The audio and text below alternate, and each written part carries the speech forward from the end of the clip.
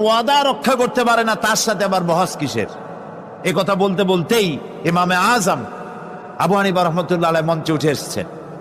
নাস্তিক বলল, আপনার সাথে আমার তর্ক করার উৎসাহ হারিয়ে ফেলেছি। কেন? আপনি যে এতটা সময় ওয়াদা খেলাপ করলেন, 2 ঘন্টা হয়ে গেল, মূল অনুষ্ঠানের শুরুতে আপনি আসলেন না।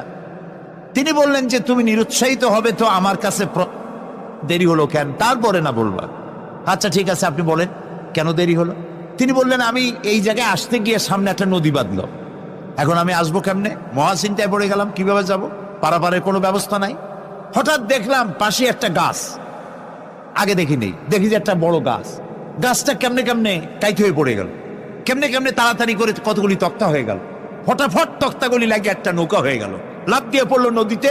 আমি চট করে উঠলাম সেই নৌকায় আর পাড়ি দিয়ে আসলাম। ওই তক্তাগুলি ফাটতে চিটতে আর লোহাগুলি লাগতে